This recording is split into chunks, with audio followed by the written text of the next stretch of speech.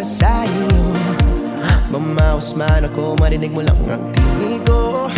Oo, gagawin ko yun, basta't gagawin mo yun. Magandang bagay, alang-alang sa sarili mo.